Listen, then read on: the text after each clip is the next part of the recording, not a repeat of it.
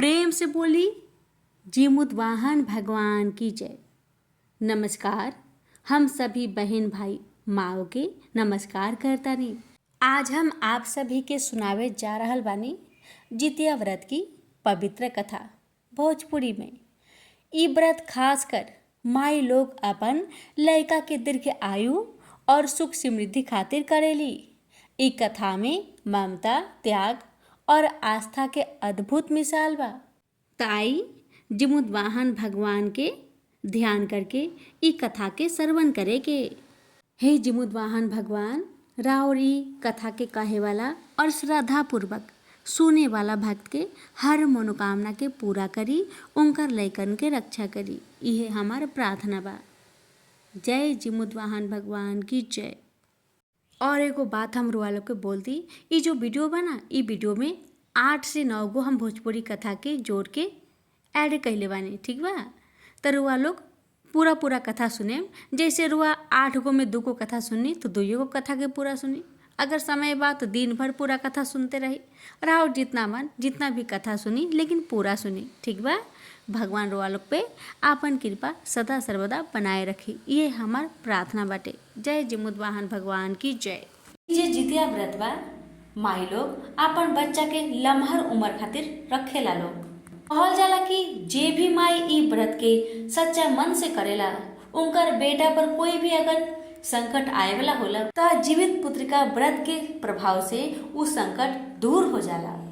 ई जे व्रत बा आश्विन महीना के कृष्णा पक्ष के सप्तमी तिथि से शुरू होला और जेमे अष्टमी तिथि में माई लोग व्रत रखेला लोग और नवमी तिथि में पारण करेला लोग। और ई व्रत में कथा के अनिवार्य रूप से सुनल जाला।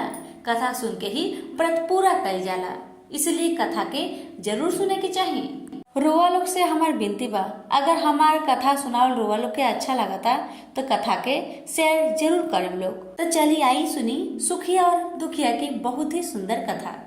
ई जे सुखिया और दुखिया के कथा बा, ई कथा तो हमार चैनल में हिंदी में भी बा। अगर हिंदी रोआ लोग सुने चाहता नहीं तो भी सुन लेम, हम डिस्क्रिप्शन बॉक्स में दे दे हम। कथा ऐसन बा कि एगो गांव में 2 गो बहन रहत रही है। एगो बहन के नाम रहे सुखिया और दूसर बहन के नाम रहे दुखिया। अब वो लोग जाने नहीं सुखिया मतलब सुख और दुखिया मतलब दुख होला। तो जैसा नाम रहे दोनों बहन के और उसने वो लोग के जीवन भी बीतत रहे।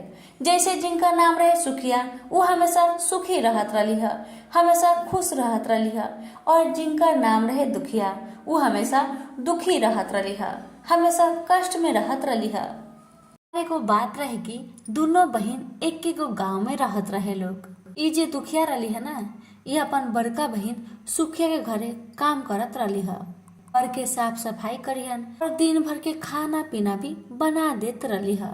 जो खाना सुखिया के परिवार के सभी लोग खाई और जो खाना बच जाई वे खाना सुखिया दुखिया के दे देत रही है और दुखिया के घर वे बचल कुचल खाना से चलत रहे। दोनों बहन शादीशुदा रही है लोग। समय बीतत जाला, दोनों बहन 2 गो बच्चा के जन्म देला लोग। सुखिया के 2 गो बेटा रहेला और दुखिया के भी 2 गो बेटा रहेला। जब जितिया के व्रत आएला तो हमेशा की तरह दोनों बहन जितिया के व्रत रखेला लोग अपन बेटा के सलामती खातिर। एक दिन की बात बा कि दुखिया सुखिया घरे काम करे गईली। ओ दिन नहाए खाए के दिन रहे। सुखिया का करेली, सुखिया घर में जो चावल होला ना, चावल के साफ करेली, कूल्हा में लेके साफा करेली, फटकेली और जो खुदी निकलेला ना में से छोटा छोटा चावल के टुकड़ा ओकरा के निकाल के वो कटोरी में रख देली। ई सोच के कि जितिया व्रत बा बिहान तो जीव भगवान के भोजन तो दे के पड़ी। और हमार जो बड़ी बहन बारी उनका घर हम खाना पीना बनाए नहीं, जो सब कोई खाएला, जो बच जाला वही खाना तो हमके देली।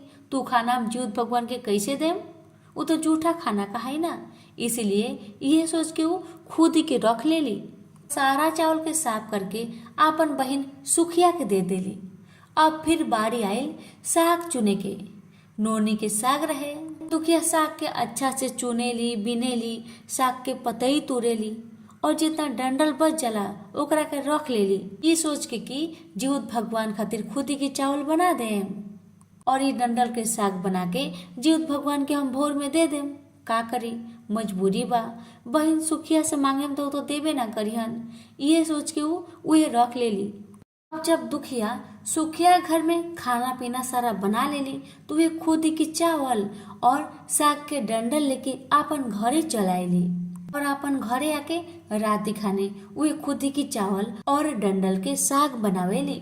जब खाना पीना बना लेली ना, सबसे पहले जीउत भगवान खातिर, चिलो सियारिन खातिर, मरवाला लोग खातिर उ भोजन निकाल लेली। थोड़ा सा चावल और थोड़ा सा डंडल के साग निकाल के अलग से रख देली। ओकर बाद अपन पति के खिलाइली और अपन बच्चा के खिलाइली और आखिर में जो थोड़ा बहुत बच जाला उ खुद खा लेली और खा के पानी पी के सूते चल जाली। और जब आधा रात हो जाला, जैसे 3 बज जाला सुबह के, तो का करेली दुखिया के साग और चावल के जीवनिंग के पत्ता में करके जीउत भगवान के देवेली और जीउत भगवान से हाथ जोड़ के माफी मांगेली कि हे भगवान, हमार लगे जो जुटल बा हम उहे रौरा के देतानी। राउर कृपा रहल त अगले साल हम राउर व्रत बड़ा धूमधाम के साथ करेम। इतना कह के दुखिया अपन कमरा में जाके सो जाली। तभिए की बात बा कि तभिए जीउत भगवान हर कोई के घरे घरे जात रहनी है, घूम घूम के देखत रहनी है कि के उनकरा के का खाए के देले बा। तभी उनका नजर पड़ेला दुखिया के घर के टीना के ऊपर। जीउत भगवान का देखेनी कि ई कौन माई भारी जे हमरा के खुदी की चावल और साग तो हैले नहीं के, खाली साग के डंटी बाटे। फिर भी भगवान खुशी मन से जे भी जो देले रहे, जैसे दुखिया खुदी के चावल देले रही और साग के डंटी देले रही है, ओकरे के भगवान पेट भर के खा लेनी और वो खाए के बाद में वो का करेनी, अपन भेष के बदल लेनी, एगो बुढ़िया के रूप धारण कर लेनी और दुखिया के घर के दरवाजा के खटखटाएनी, दरवाजा के बजाएनी। दरवाजा के आवाज सुन के तभी दुखिया के नींद टूट जाला और दुखिया कहे लगेली के हा दरवाजा के लगे इतना रात के बा। तो तभी भेष रूपी जीउत भगवान बोलेनी, बेटी हम हई हम, दरवाजा खोला। तब दुखिया कहेली, तू के हो माँ, तू के हो, आधा रात के यहाँ पे का करे आयल बारू। तब जीउत भगवान कहेनी, बेटी हम रास्ता भटक गल बानी, हम रास्ता भूल गल बानी, यही कारण से यहाँ पे आ गल बानी। तू सुबह होए तक हमके अपन घर में रहे दा, तहार बहुत कृपा होई, जीउत भगवान तहार मनोकामना के पूर्ण करिहन। अब दुखिया कहली, माँ रोरा जब आ गल बनी तो हम कैसे भी करके रोरा के जाए ना देती, काहे कि आधा रात के समय बना, रोरा कहाँ जाम अकेले अकेले, सुबह होई तो अंजोरा में अपन घरे चल जाम रोरा। तो बुढ़िया माई चल चली बिस्तर में सूते। जैसे ही सुतेली उनकर आधा बेरा में का होला, जोर से पैखाना लाग जाला, जोर से उनकर झाड़ा लाग जाला। बूढ़ी अम्मा दुखिया से कहली, बेटी ओ बेटी हमके तो बड़ी जोर के झाड़ा लागल बा, हम कहाँ करी बताव। तब दुखिया कहली, हे माँ हमार घर में तो बाथरूम उथरूम हैले नइखे, घर के कोना में ही कर दा, हम भोरे साफा कर देम। ये सब बात नींद में ही बोलत रही है। तभी अचानक बूढ़ी माई बोलेली, बेटा भर भर करी कि छर छर करी। तो दुखिया नींद में ही बोल देली, माँ भर भर कर दही। अब झाड़ा करे के बाद में बूढ़ी माई अपन हाथ गोड़ तो साफा कर लेली। अब जो हथवा में पानी लगा रहेला तो बूढ़ी अम्मा दुखिया से कहली, बेटी हम अपन हाथ कहाँ पोछी बतावा। तो दुखिया कहली, माँ हमार केस बहुत बड़ा बड़ा बा, यही में हथवा पोछ ली और यहीं पे सो जाई। इतना कहे के दुखिया तो सुत गई, लेकिन जीउत भगवान वहां से अंतर ध्यान हो जानी। अब दुखिया के तो कुछ पता ही ना रहेला कि रात के उनकर साथे का भइल है, उ सब कुछ भुला गए रहली, काहे कि नींद में रही ना, इसी कारण से सब बातों भुला गए रही है। जब सुबह होला दुखिया उठेली तो उनका रात के सारा बात एगो सपना जैसन लागेला। इतना ही सोच के जब समय हो जाला तो दुखिया नदी में नहाए चल जाली और उनकर साथे आस पड़ोस के बहुत सारा महिला भी गए रही है। जैसे ही दुखिया पानी में डुबकी मारेली तो उनकर बाल के ऊपर से जो पानी गिरेला ना, वो पानी सोना जैसन गिरेला, वो पानी सोना के पानी जैसन गिरेला। ये देख के अगल बगल में नहाए वाला महिला लोग कहेला, ए दुखिया तहर बाल से तो सोना के पानी गिरता, का बात बा, ये कौन चमत्कार है। दुखिया भी अपन ध्यान से देखेली, तू भी देखेली, हाँ हमर बाल से तो सोना के पानी गिरता। ई का हो गल, ई कौन चमत्कार हो गल हमार साथे।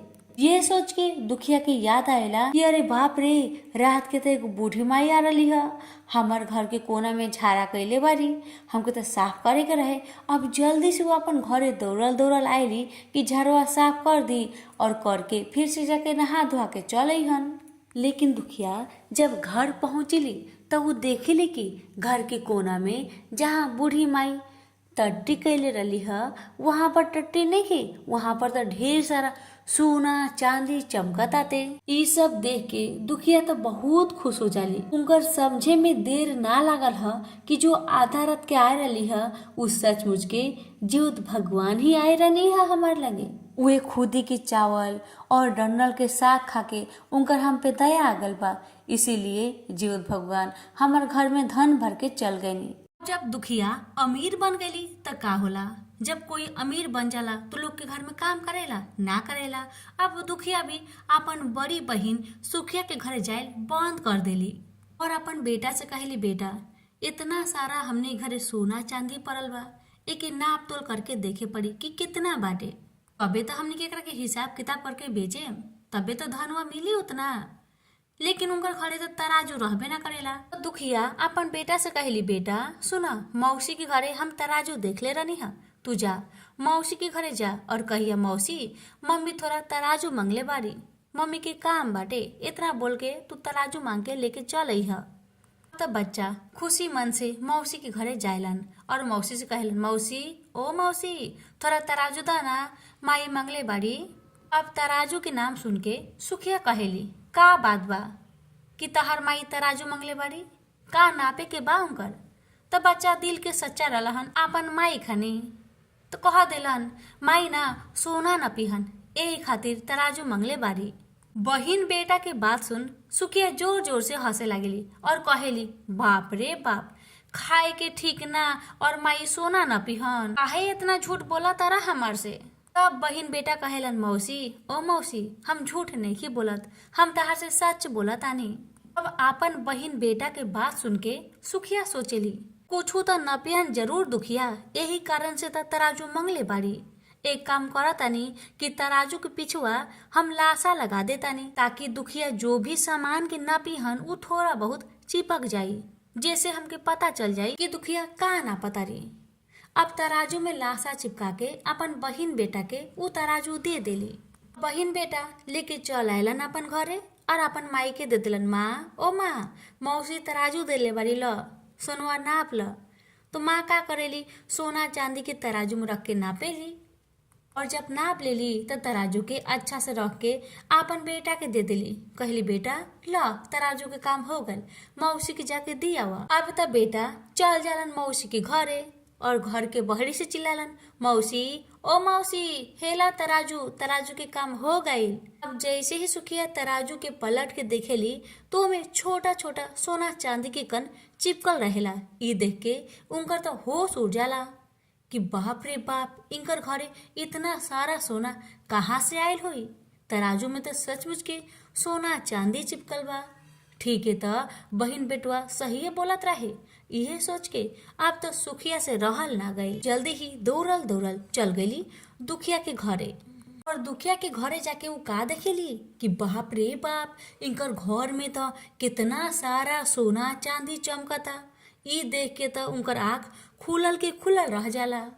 अपन बहिन से पूछली, ए दुखिया बहिन, तहार पास इतना सारा सोना चांदी कहाँ से आ गई। यह तो मन के सच्ची रली है, भोला भाली रली है, इसलिए अपन बहिन सुखिया के सारा कहानी बता देली। ई जितिया व्रत के फल मिलल बा हमके। ई सब तो जीमुत वाहन भगवान के कृपा है, जीवत मैया के कृपा है।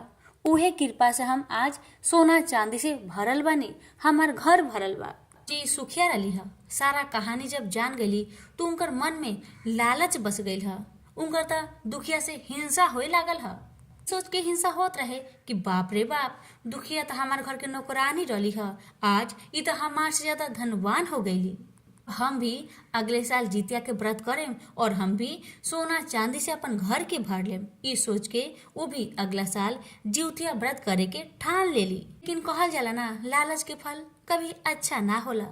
जो मन लगा के आदमी काम करेला, मन लगा के पूजा पाठ करेला, ओकरे फल मिलेला, ना कि लालच के फल मिलेला। ऐसन कभी ना होला।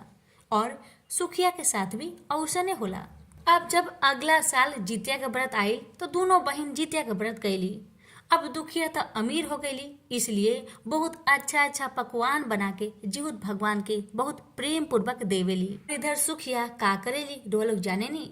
सुखिया के लगे तो सब कुछ रहले रहे, का चीज की कमी रहे, लेकिन फिर भी वो जलन के मारे अन्न पावे के लालच में का करेली कि दुखिया खानी चावल के खुदी के भात बनावेली और साग के पतई सारा फेंक देली और डंडल के साग बना लेवेली और ओकरे के जीवत भगवान खातिर रख देली और खुद खातिर पता बा अच्छा अच्छा भोजन बना के पूरा पेट भर के खा लेली। लेकिन भगवान के खुदी वाला चावल के भात और डंडल के साग 3 बजे भोर में देवेली। तो का होला पता बा रुआ लोग के?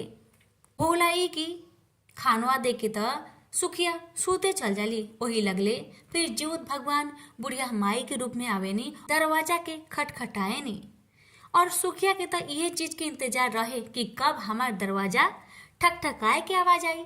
वो तो सूतर रही है, बेचारे की नींद कहाँ आओ, ये सोच के जे अभी जीवत भगवान आई हन। अब जैसे ही जीवत भगवान बूढ़ी माई के रूप में दरवाजा के पीटेलन, वैसे ही सुखिया जल्दी से दरवाजा के खोल देवेली और बूढ़ी माई के घर के अंदर लेके आवेली। तभी बूढ़ी माई कहेली, हे बेटी, हमके बहुत जोर से भूख लगल बा, कुछ खाए के बा तो हमरा के दे द। तब सुखिया जल्दी से जाइली, खुदी की चावल और डंडल के साग लेके आईली और कहेली, हे माई, हमार लगे तो कुछ नहीं खे, इहे खुदी की चावल और डंडल के साग बा, हेकरे के खा लेही। खुद भगवान ओकरे के पेट भर के खा लेवे नहीं। और साथ में बूढ़ी माई ये भी कहली कि आधा रात हो गई बा, अब तो हम अपन घरे जाए ना सकेम, काहे कि हमार आँख से रतिया के कम दिखेला। ये कारण हमरा के यहीं पर रहे के कोई व्यवस्था बा तो बताव। सुखिया रहे के व्यवस्था कर देली बूढ़ी माई खातिर। बूढ़ी माई पलंग पे जाके सुतेली। अब उधर सुखिया सुतल बारी, लेकिन उनकर अंगी तो लागत नहीं के। ई इंतजार में कब बुढ़िया माई के पैखाना लागो, झाड़ा लागो, यह इंतजार में उनकर नींद गायब हो गई रहे। अब तो वो समय आ गई कि जब बूढ़ी माई के झाड़ा लग गई। तो बूढ़ी माई कहेली, ए बेटी, हमके तो बड़ा जोर से झाड़ा लगल बा, हम कहाँ करी? तो सुखिया का करेली पता बा? जो उनकर घर के सबसे बड़ा कमरा रहेला ना, तो उहे रूम दिखा देली। तो बुढ़िया माई जाइली उहे रूम में। झाड़ा करे से पहले पूछेली, ए बेटी, हम भर भर करी कि छर छर करी? अब तो सुखिया के याद ना रहेला कि दुखिया का कहले रहेली। तू का कहेली, हे माई, रुआ छर छर कर दे। झाड़ा बुढ़िया माई कर लेली। तब कहेली, ए बेटी, हमके हाथ पोछे के बा, हम अपन हाथवा कहाँ पे साफ करी बतावा? तो का कहेली सुखिया, माई, हमार केसवा में अपन हाथ साफ कर ले। तो बुढ़िया माई अपन हाथ सुखिया के केसवा में जाके पोछ ले होली। जैसे होला सुबह तो सुखिया उठ के देखेली तो का देखेली पता बा? उनकर घर में चारों तरफ गंदगी भर गईल बा, चारों तरफ बदबू आवता। ई देख के सुखिया बहुत गुस्सा हो जाली और मन में सोचेली कि हमार बहन दुखिया आपन घर तो सोना चांदी से भर लेली और हमार घर में गंदगी भरवा देली। यह सोच के गुस्सा मन से दौड़ल जाइली अपन बहन के लगे और कहेली, ए बहन, तू कितना खराब बारू, तू अपन घर सोना चांदी से भरवा लेलू और हमार घर गंदगी से भरवा देलू, ऐसा तू काहे कैलू हा बतावा? अब दुखिया बहुत प्यार से अपन बहन के समझावेली, हे बहन, बतावा, जब हम पिछले साल जितिया का व्रत कैले रहनी, हमार घर में कोई अनाज रहे बतावा? और तू हमरा के का देत रहलू?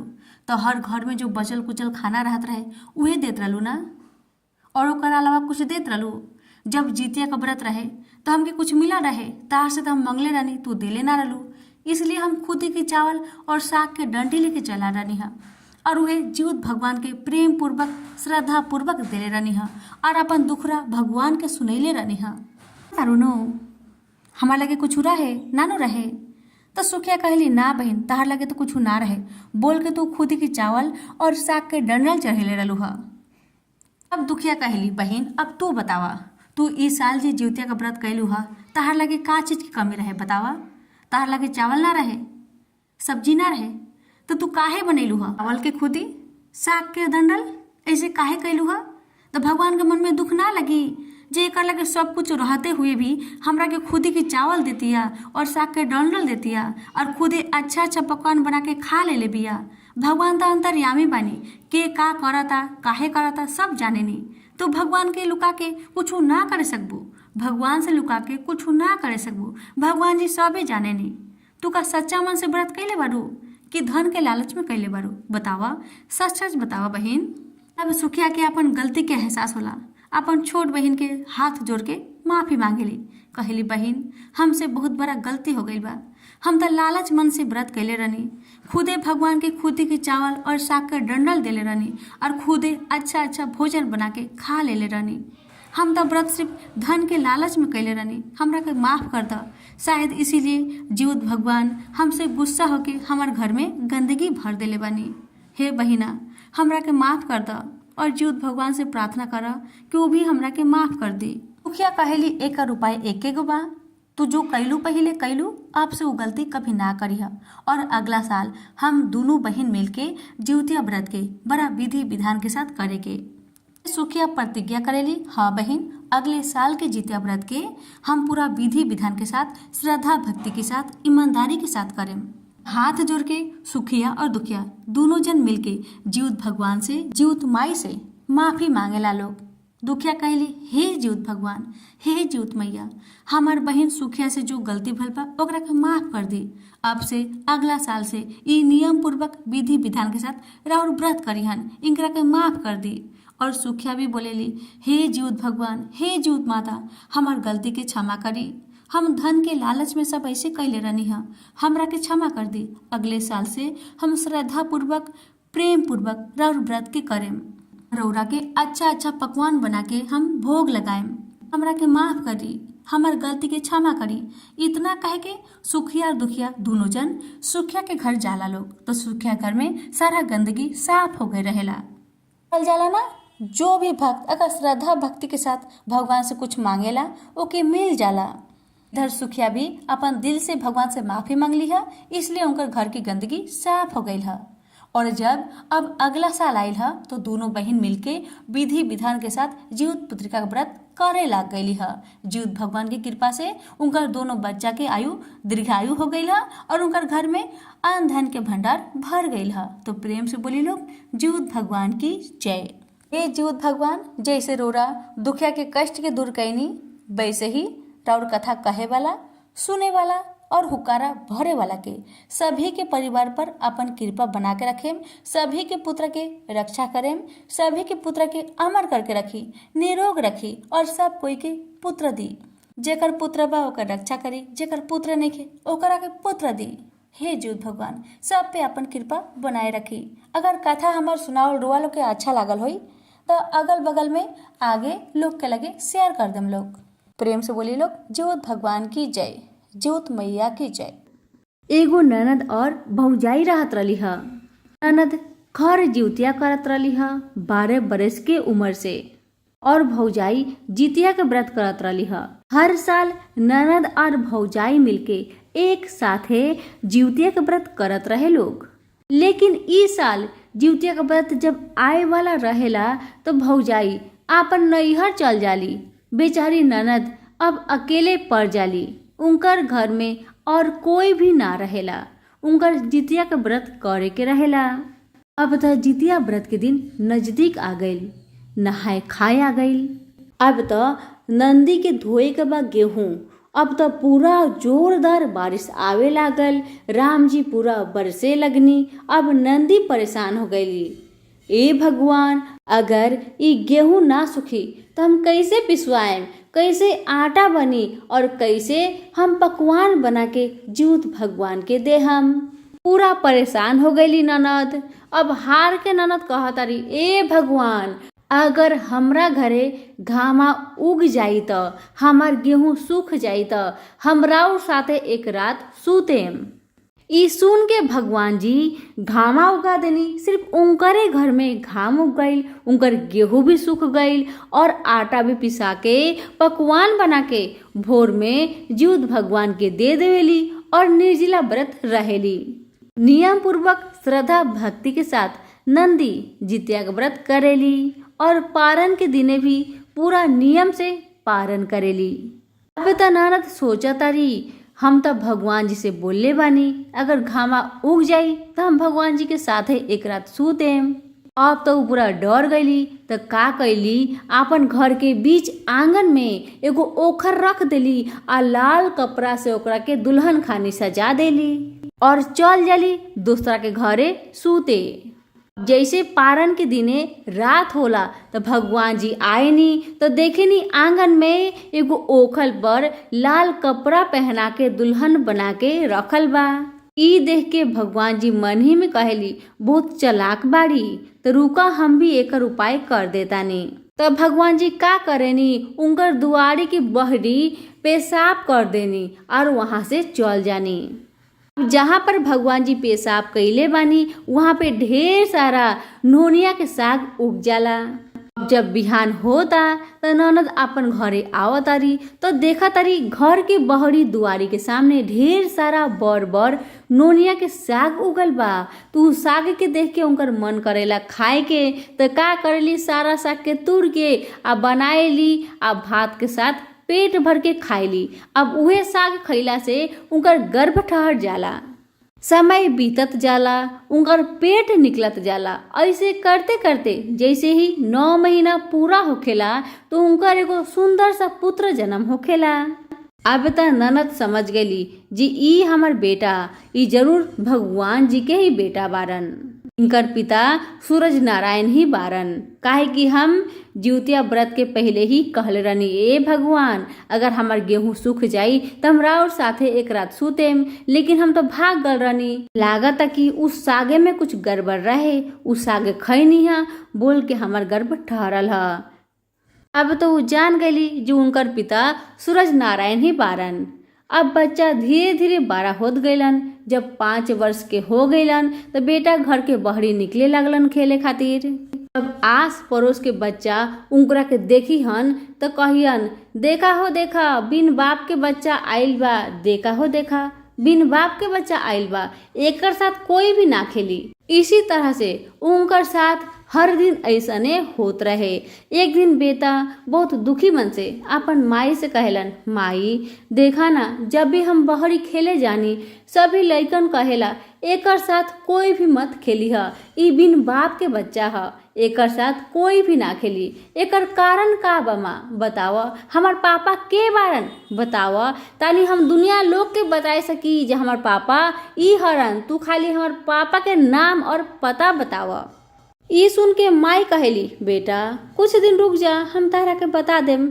बेटा पूरा खिसियालन, माई अगर तू हमरा के ना बतेबू हमार पिता के बारन तो आज से अभी से खाना पीना के हम बंद करतानी। अब माई हार के कहेली, तहार पिता सूरज नारायण बारन। अब बेटा कहलन, माई हम अपन पिता से मिले जाएम, तो एगो अंगूठी में थोड़ा सा चिवड़ा बांध द, हम जाएम अपन पिता के खोजे। बेटा अब 12 वर्ष के हो गए रहलन। बेटा घोड़ा पर सवार होके अंगूठी कंधा में रख के निकल पड़लन पिता के खोज में। सुबह से शाम हो गई। जब शाम भइल सूरज नारायण स्वयं धरती पे आके घोड़ा के लगाम पकड़ लेलन और कहेलन, बेटा तू कहाँ जाता रह। ई सुन के वो बच्चन कहेलन, हम अपन पापा के खोजे जातानी, दुनिया लोग हमके बिन बाप के बच्चा कहेला। माई कहलिया हमके जे हमार पापा सूरज नारायण बारन। ई सुन के सूरज भगवान कहेलन, बेटा हमें तहार पापा बानी, हमें हई सूरज नारायण। सूरज नारायण ऊ बेटा के अपन रथ पे बैठा के उनकर घरे छोड़ के ढेर सारा अन्न धन भर के वहां से चल जालन। तो सभी बोली सूरज नारायण की जय हो, जीउत भगवान की जय हो। एक गांव में एगो राजा रहत रहलन, लेकिन उनकर कोई भी संतान ना होत रहे। इहे कारण से राजा दोसर बियाह कर लेलन ताकि उनकर देश से एगो ता संतान होखो। लेकिन उनकर देश से भी कोई संतान ना होखेला। अब राजा ऐसे करते करते 7 गो बियाह कर लेलन, लेकिन उनकर कोई भी संतान ना होखेला। यही कारण से बहुत दुखी होके राजा फूल के बागी में जाके बैठ जालन और रोवे लागेलन। और उहे बागी के पास से ओघर बाबा घोड़ा पर सवार होके आवत रहेलन।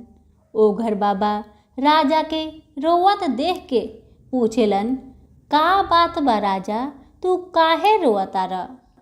फिर राजा कहेलन, ओघर बाबा, हम रोवतानी कि हमार 7 गो पत्नी बारी, लेकिन हमार एक भी संतान नइखे। राजा के बात सुन के ओघर बाबा कहेलन, राजन जा, तहार बेटा होई, ये साल के भीतर बेटा होई। जो 7वां पत्नी बारी उनकर देश ही तहार बेटा होई, लेकिन एक शर्त पर। अगर तू आपन बेटा के 12 साल के बाद हमार हवाले कर देबा तबे तहार बेटा होई। अब राजा मन में सोचेलन, इतना कोशिश करे के बाद भी हमार कोई संतान ना भइल। आखिर ई ओघर बाबा के कहे से अगर संतान हो जाता तो ठीक बा, हम 12 बरस के बाद ई ओघर बाबा के आपन बेटा के दे देहेब। आखिर ठीक है, 1 साल के भीतर ही 7वीं पत्नी के गर्भ से एगो सुंदर और स्वस्थ पुत्र जन्म लेवेलन। राजा तो अब दिन गिनत रहेलन कि 12 बरस के जब हमार बेटा हो जइहन तब ही ओघर बाबा आके हमार बेटा के लेके चल जइहन। ई कारण से वो बहुत चिंतित हो जालन। लेकिन राजा आपन परेशानी रानी से ना कहेलन। समय बीतत जाला और दिन भी नजदीक आ जाला। बेटा जब 12 बरस के हो जालन तब राजा का करेलन कि एगो बहुत बड़ा मिट्टी के ड्रम में जे में चावल रखल जात रहे वही में आपन बेटा के बैठा देलन और दूध और भात आपन बेटा के धरा देवेलन और कहेलन, बेटा तू यही पर रहिया, भूख लागी तो इहे खा लिहा, लेकिन ई ड्रम के अंदर से मत निकलिहा। जब तक हम ना कही तब तक ओकर अंदर ही मुंह बंद करके चुपचाप बैठल रहिया। इतना आपन बेटा के समझा के राजा चल जालन फिर से उहे फूल वाली बागी में। उहे बागी में बैठ के रहेलन। उसी समय ओघर बाबा घोड़ा पे सवार होके राजा के पास आवेलन और कहेलन, राजा 12 बरस हो गइल बा, लावा अपन बेटा के, कहाँ बा, द हमरा के द। राजा ओघर बाबा से कहेलन, बाबा हमार तो कोई संतान ही ना भइल ह। राजा के बात सुन के ओघर बाबा कहेलन, ना ऐसन होए ना सकेला। तो राजा कहेलन, ना ना ऐसने भइल बा, हमार कोई संतान ही नहीं के भइल। अब ओघर बाबा फिर से वापस जाए लागेलन। उसी समय एगो बहुत बड़ा चिउटी मुंह में भात दबा के उहे ओघर बाबा के पास से जात रहेली। तो ओघर बाबा उस चिउटी से पूछेलन, चिउटी चिउटी ई भात लेके तू कहाँ से आवतारू, हमरा के बतावा। तब चिउटी कह देली, राजा अपन बेटा के मिट्टी के ड्रम में लुका के रखले बारन और अपन बेटा के दूध और भात देले बारन। उहे बाटी में से हम ई भात के लेके आवतानी। अब तो ओघर बाबा घोड़ा पे सवार होके राजा के महल में आके मिट्टी के ड्रम के जोर से लात मारेलन। ड्रम टूट जाला और राजा के बेटा के घोड़ा पर बैठा के लेके चल देवेलन।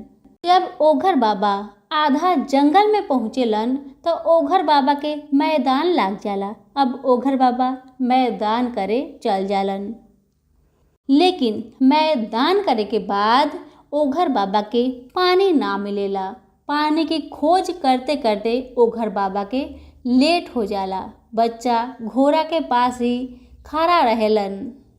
उहे समय में जीउत भगवान एगो साधु बाबा के रूप धारण करके वो बच्चा के पास आवेलन और कहेलन, बेटा हमार लगे आवा, हम तहरा के इस ओघर बाबा से बचे के उपाय बतावतानी। बच्चा साधु बाबा के गोर में गिर के रोवे लागेलन। तब जीवित भगवान साधु बाबा के रूप में ही बच्चा के कहेनी, सुना बेटा, ई ओघर बाबा तहरा के आपन घर में ले जइहन और आपन आंगन के खूब लीप पोत करिहन और वहाँ पर एगो हंडी रखिहन, उमें सिंदूर से टिकल होई आ बगल में एगो बड़का तलवार होई, उ भी सिंदूर से टिकल होई। ओघर बाबा जब इतना काम कर लिहन तब तहरा के कहियन, बेटा तू अब गोर लागा ई हंडी के। तू जैसे ही हंडी के गोर लगबा वैसे ही ओघर बाबा वो तलवार लेके तहार गर्दने काट दिहन। इसलिए जब ओघर बाबा तहरा के कहियन जे हंडी के गोर लागा तो तू कह दिया, बाबा हमके गोर लागे ना आवेला। और जैसे ही ओघर बाबा हंडी के गोर लगिहन तो तू उ तलवार उठा के उ ओघर बाबा के गर्दन काट दिया और काटे के बाद में सारा खून लेके उनकर घर में जितना भी रूम रही सब में छीट दिया। काहे कि ओघर बाबा कम से कम हजारों को बच्चन के लड़कन के गर्दन काट काट के वहीं पे रोपले बारन, दफनैले बारन। अगर तू उनकर खून सारा रूम में छीट देबा तो सारा बच्चा जीवित हो जइहन। इतना समझा के जीवित भगवान जल्दी से घोड़ा के पास उ लइकन के भेज देलन। अब लइका घोड़ा के पास चुपचाप खड़ा रहेलन और साधु बाबा के बात के ध्यान में रखले रहेलन। अब ओघर बाबा आयलन और राजा के बेटा के घोड़ा पे सवार करके अपन घर में ले जायलन और अपन आंगन के खूब लीप पोत करेलन और हंडी में सिंदूर लगा के रख देलन। बगल में तलवार रखेलन, ओमे भी सिंदूर लगा के रख देलन। अब ओघर बाबा बोलेलन, बेटा तू ई हंडी के गोर लागा। अब बेटा कहेलन, बाबा हमके तो गोर लागे ना आवेला, हम कैसे लागी, एक बार रोआ गोर लाके तनी बता दी हमरा के, फिर हम गोर लागतानी। अब जैसे ही ओघर बाबा गोर लागे लागेलन वैसे ही लड़का जल्दी से तलवार उठाएलन और ओघर बाबा के गर्दने काट देहलन और काटे के बाद में तुरंते वो ओघर बाबा के खून लेके पूरा घर में छीट देलन और सारा बच्चा जीवित हो जाला। सारा बच्चा राजा के बेटा के भैया भैया कह के पुकारे लागेला। अब राजा के बेटा सारा बच्चन के लेके उहे जंगल में चल जालन जहाँ पर साधु महाराज बैठल रहेलन। उ तो साधु महाराज ना रहेलन, उ तो जीवित भगवान रहेलन। सारा बच्चा जाके साधु महाराज के गोर पर गिर जाला लोग। अब जीवित भगवान बनल साधु बाबा कहेलन, हे बेटा लोग, तू लोग जा आपन घर जा और आपन आपन माई से कह दिया जे जिउतिया व्रत जरूर करे के। ई व्रत करे से बेटा के आयु लंबा होला, बेटा के ऊपर आयल संकट भी दूर हो जाला। जे भी माई जिउतिया के व्रत नियम से सच्चा भक्ति से करेली उनकर बेटा के रक्षा खुद जीवित भगवान करेलन। ई बात आपन माई से कह दिया जा। और ओकर बाद से सारा बच्चा मिलके पूरा गांव भर में ढिंडोरा पीट देलन। अपन माई लोग से कह देलन, हे माई तू जिउतिया का व्रत कर ताकि हमनी के रक्षा हो सको। जिउतिया भगवान की कृपा हमनी पर बनल रहो। हे माई तू भी जिउतिया के व्रत कर। ओकर बाद से दुनिया लोग जीवित भगवान के जीवित गोसाई के व्रत करे लागल लोग। हे जीवित भगवान, जितना लोग भी हमारी कथा सुनाता सब पर अपन कृपा बरसाई, सबके बच्चन के रक्षा करी। और हम जे ई कथा सुनावतानी हम पर भी अपन कृपा बरसाई। सभी बोली जीवित भगवान की जय हो। एक गांव में एगो ब्राह्मण और ब्राह्मणी रहत रही है। ब्राह्मण और ब्राह्मणी के कोई भी संतान ना रहे। ब्राह्मण हर रोज लोग से दक्षिणा मांग मांग के आपन संसार चलावत रहन। ब्राह्मणी बहुत पूजा पाठ करत रही है, गरीब लोग के बहुते दान देत रही है, फिर भी उनकर सोना गोद कभी भी ना भरल। एक दिन ब्राह्मण ब्राह्मणी से कहेलन कि सुना तारू, चले के हमने के काशी में जाए के, वहाँ पे यज्ञ कराए के, पूजा पाठ कराए के, का पता काशी महाराज तहरा के कोई संतान दे देस। ब्राह्मण के बात सुन के ब्राह्मणी कहली, हाँ हमके लागता शायद रुआ ठीक कहतानी, हमने की चले के काशी चले के चाहे। अब तो ब्राह्मणी सारा तैयारी कर लेली काशी जाए खातिर, और जैसे ही काशी जाए खातिर ब्राह्मण और ब्राह्मणी निकले ला लोग, कुछ दूर आगे बढ़ते ही उ लोग के एगो पोखरा दिखेला, और उ पोखरा में देखे ला लोग कि ढेर सारा औरत लोग पोखरा में नहात रहे लोग, और नहा नहा के सारा औरत लोग झिंगुनी के पाता में तेल और खरी देता लोग। अब तो ब्राह्मणी ई सब देख के ब्राह्मण से पूछेली, देखा तनी पता ना ई सारा औरत लोग कौन पूजा करता लोग। अब तो पंडिताइन कहेली, चली ता पूछे के हमने के जी लोग कौन भगवान के पूजा करता लोग। अब तो ब्राह्मणी जाके औरत लोग से कहतारी, ए बहन तू लोग ई कौन पूजा करतारू आज, जे झिंगुनी के पाता में तेल और खरी देतारू लोग, बतावा बहन कौन भगवान के पूजा है। ए बहन हमने के जीवित भगवान के पूजा कैले बानी, आज तो हमने के नहाए खाए करतानी, और झिंगुनी के पाता में तेल और खरी देतानी, और कल तो हमने के सारा दिन और सारा रात उपवास रहे हम लोग, एक बूंद तक पानी मुंह में ना जाई। आज रात के ही हमने की पर पकवान बना बना के भोर में जीवित भगवान के देहेम, और हम लोग खाएम, और ओकर बादे हम लोग उपवास रह जाएम। अब तब ब्राह्मण ब्राह्मणी से कहेलन, सुना तारू, तू देखा तारू ये लोग कैसे कैसे पूजा करता, तू भी इनकर से विधि विधान पूछ के तू भी ई लोग के जैसे व्रत कर, का पता जीवित भगवान के कुछ कृपा हो जाओ हम लोग पे। तो ब्राह्मणी कहेली, हाँ ठीक बा। वो औरत लोग जेंगा जेंगा ब्राह्मणी के बतैली, ब्राह्मणी वैसे वैसे ही कैली। अब तो जैसे ही 3 बज जाला भोर के, वैसे ही ब्राह्मणी जीवित भगवान के जो भोजन बनेले रहेली जीवित भगवान के देली, ओकर बाद खुद खाएली, ओकर बाद व्रत रह जाएली। जैसे वो औरत लोग बताएला ब्राह्मणी वैसे ही करेली। अब तो दिन भर ब्राह्मणी उपास रहली।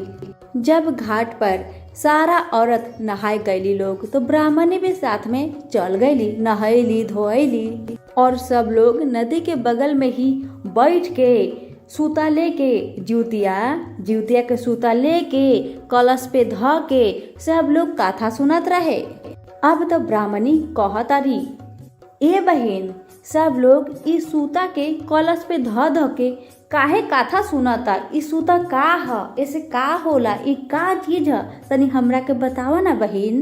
ब्राह्मणी की बात सुन के वो औरत कहेली, ए बहन ई सूता बहुत ही अनमोल बा, इहे सूता के त नाम जीवतिया ह। जब हमने के कथा सुनल हो जाई तभी ये हमने के ई जीवतिया के आपन गर्दन में पहन ले।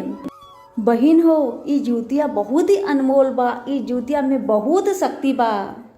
बहिन तू ना जानेलू, हमनी के जो बाल बच्चन होला, बाल बच्चन पे जब कोई संकट आएला, आफत आएला, विपत आएला, तभी इहे जूतिया उ लोग के रक्षा करेला। तभी सारा दुनिया के लोग एक ही बात कहेला, जा ताहर माई आज खर जूतिया कैले बाड़ी। इहे कारण से आज तू इतना बड़ा विपद से लौट के जीवित आयल बारा। सुनलू बहिन, यही खातिर अपन बाल बच्चा के रक्षा खातिर हमनी के जीवतिया व्रत करेनी, और ही जीवतिया के कथा सुने के बाद अपन गर्दन में पहन लेनी।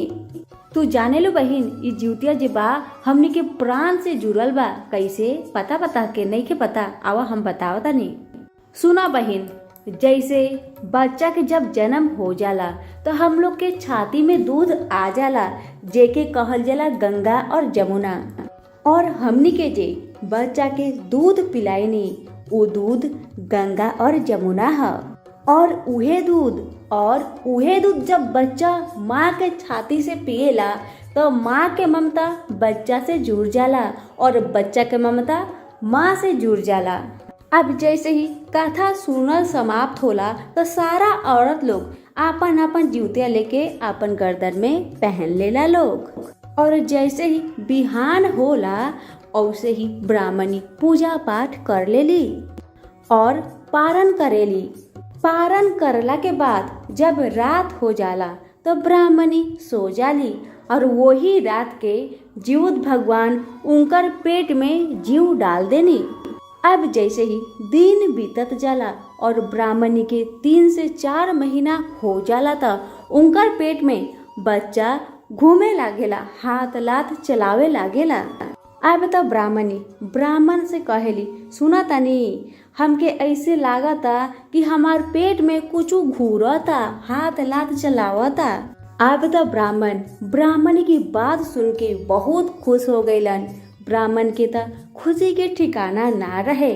अब तो ब्राह्मण ब्राह्मणी से बोलेलन कि देखा हो तू ज्योतिया व्रत कैली हुआ और ज्योतिया भगवान तहार गर्भ में जीव डाल देलन, तहार सोना गोद के भर देलन। अब तब ब्राह्मण और ब्राह्मणी बहुत खुश होके ला लोग मन ही मन में जीवत भगवान के कोटि कोटि प्रणाम करेला लोग। अब तो समय बीतत जाला।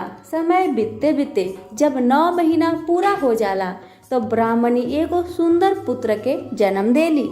अब तब ब्राह्मण और ब्राह्मणी मिलके अपन बेटा के पालन पोषण बहुत अच्छा से करेला लोग और बेटा जो भी मंगियन कैसे भी करके माई बाप ओके पूरा करत रहलन। अब तो बच्चा पढ़े लिखे लाग गईलन। ऐसे करते करते समय बीतत गल और बच्चा बड़ा हो गईलन और वो बच्चा के नाम रहे चंदन। अब एक दिन ब्राह्मणी ब्राह्मण से कहेली, सुना तानी हमनी के बेटा चंदन बड़ा हो गईल बारन, एगो अच्छा लड़की देख के उनकर बियाह कर दे के चाही, हमनी के भी तो उम्र होते जाता।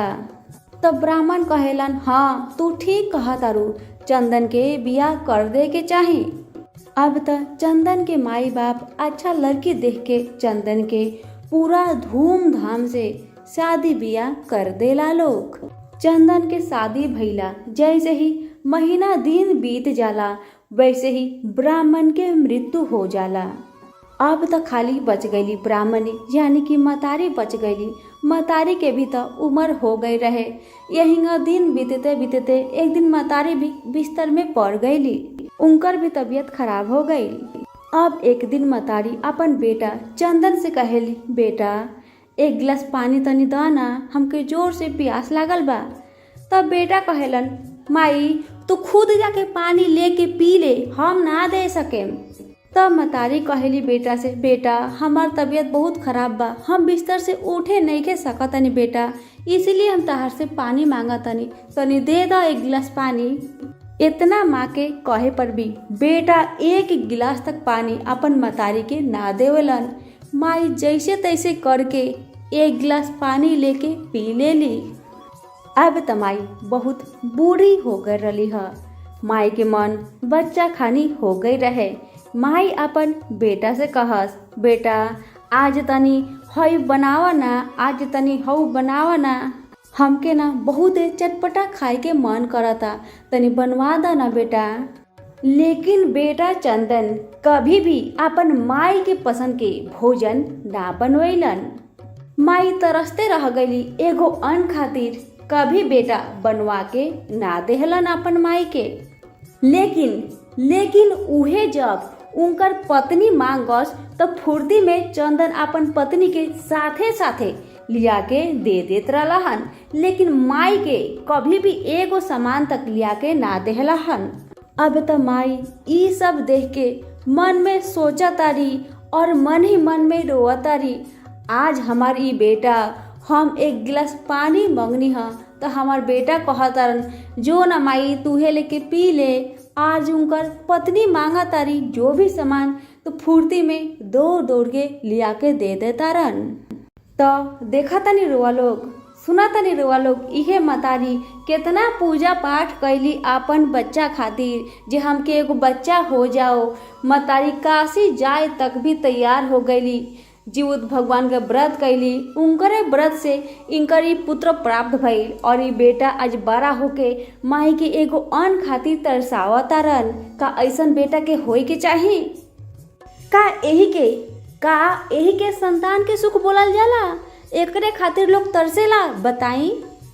अब त मतारी के जीवन दुख से बीतत जाला। एहंगा करते करते दुख से मतारी के एक दिन मौत हो जाला।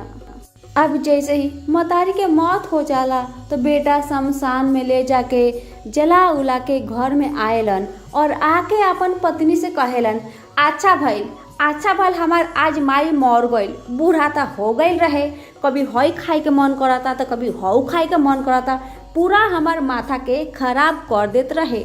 अच्छा भइल जे हमार माई मर गइल। अब त पत्नी अपन पति के सारा बात के पूरा ध्यान से सुनतारी और जब एक दो दिन बीत जाला त चंदन अपन पत्नी से कहतारन, सुना तारू आज ना बढ़िया बढ़िया खाना बनाव, हमके बहुते बढ़िया बढ़िया खाना खाए के मन करता, हमनी के दोनों आदमी मिल के बढ़िया बढ़िया खाना खाए के। तब पत्नी कहतारी, सुना तारी हमसे ना बनी, रौरा ही जाई तनी बढ़िया बढ़िया खाना बनाई तो हम और रौरा मिल के खा ले के। पत्नी त खाना बनौली ना, बेचारा चंदन खुदे बनावेलन और दोनों जन मिल के खाना खाएला लोग।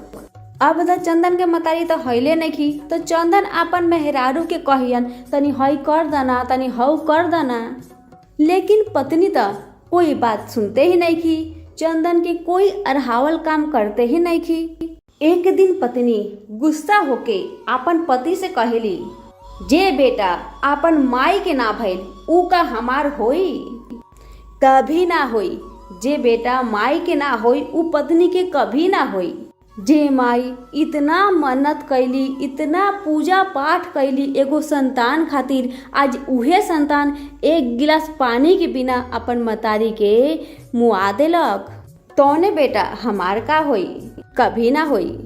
अब त चंदन के पत्नी भी चंदन के व्यवहार देख के उनकरा के छोड़ के चल जाली।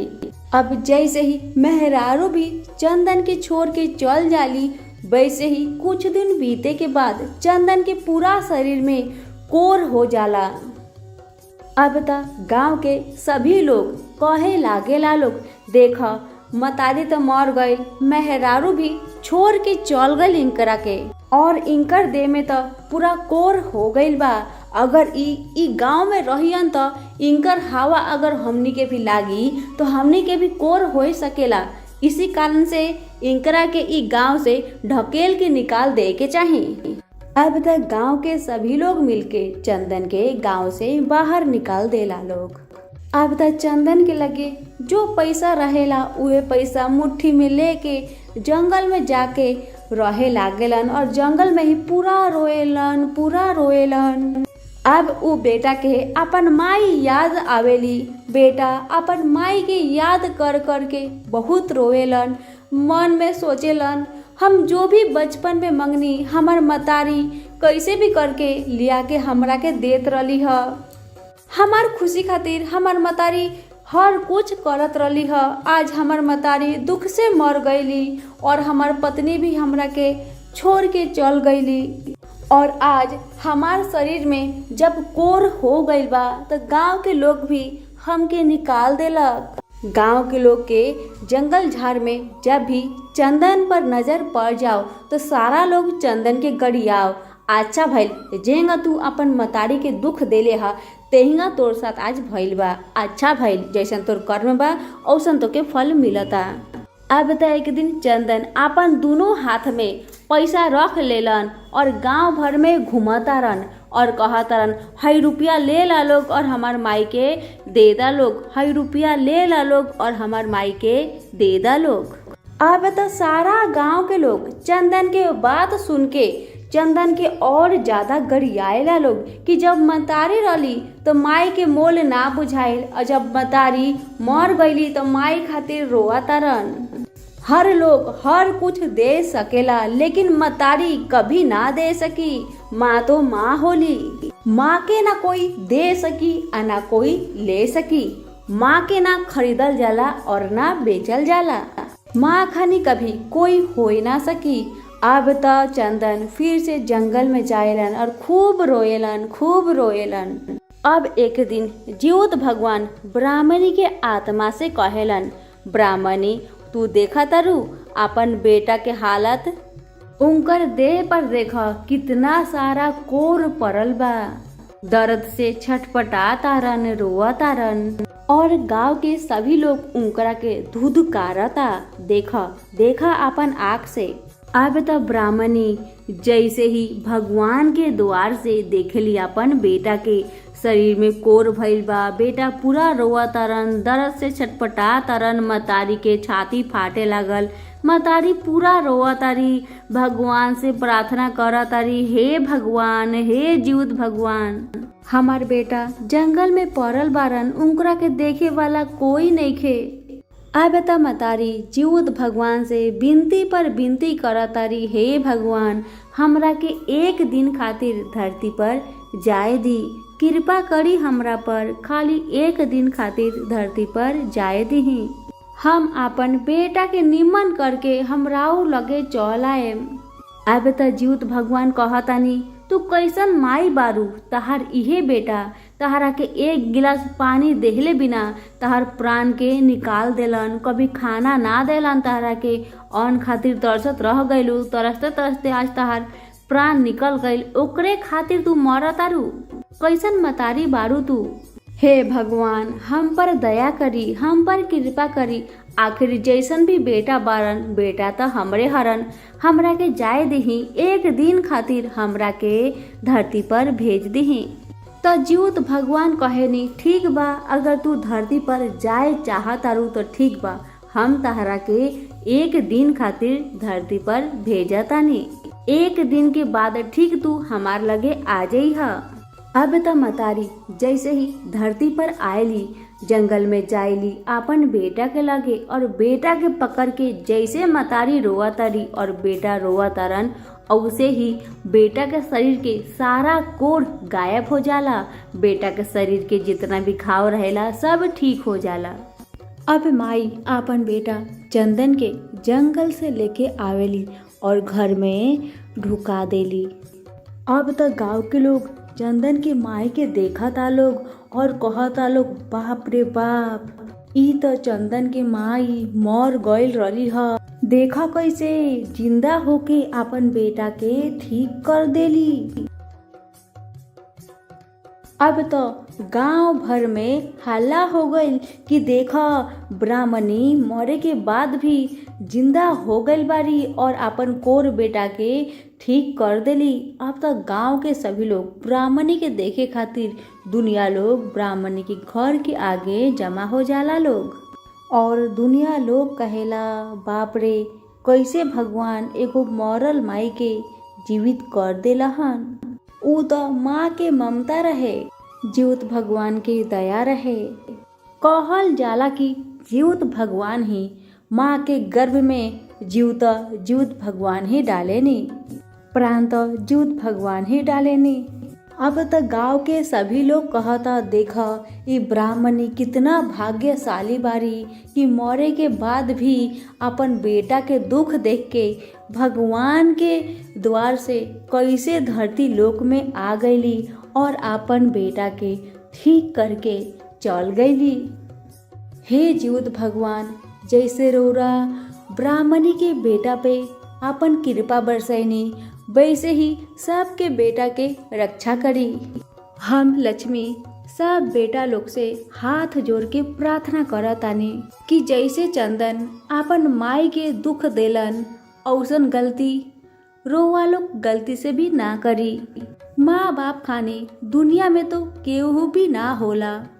बेटा के फर्ज बा कि माँ बाप के जीवन में खुशियाँ भरो, और बहू के फर्ज बा अपन सास ससुर के सेवा करो। सभी मिलकर बोली, जीउत भगवान के जय हो। रुआ लोग के हमार आज के जीउत भगवान की कथा कैसन लागल, कमेंट बॉक्स में अभी लिख के बताई। अगर कथा अच्छा लागल है तो एगो लाइक करके ज्यादा से ज्यादा शेयर करी हमारी कथा के, ताकि सब बेटा के आँख खुलो कि माँ का होली। एगो गांव में एगो राजा और रानी रहत रहे लोग।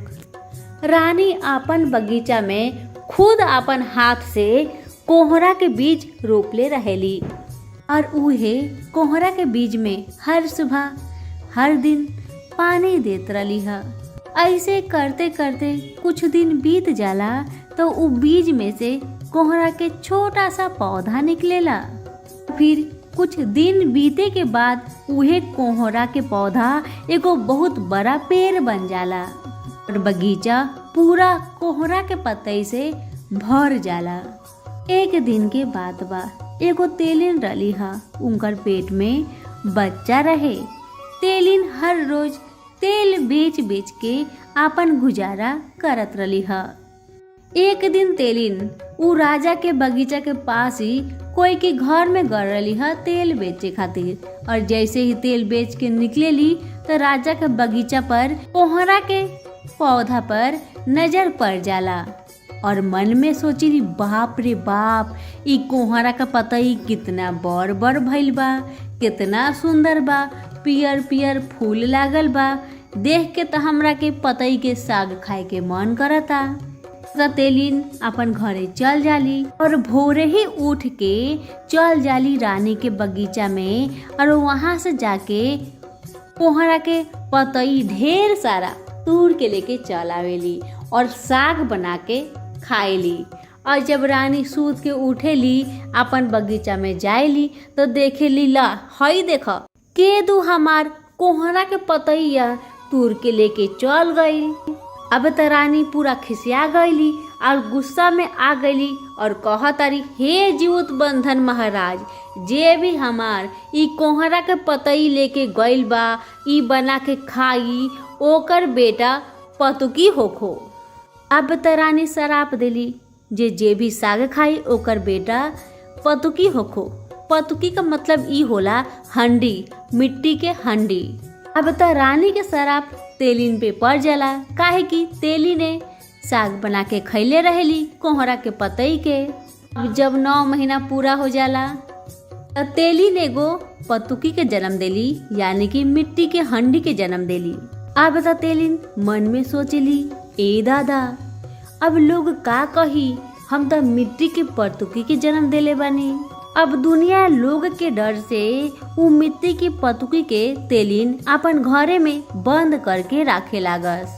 अब जब जब तेलिन अपन खेता में मैदान करे जास उही समय पतुकी ढुगुर ढुगुर के पूरा गांव में घूमे फिरे चल जास। अब जब तेलिन आईली तो देखेली घर में पतुकी त नहीं खे। मन ही मन में सोचली, ए भगवान, हे दैया, हमार बेटवा कहाँ गइल बा और गइल बा त कैसे गइल बा। जब बेटा घूम के आवस तो माई पूछस, तू कहाँ गए रहला बेटा।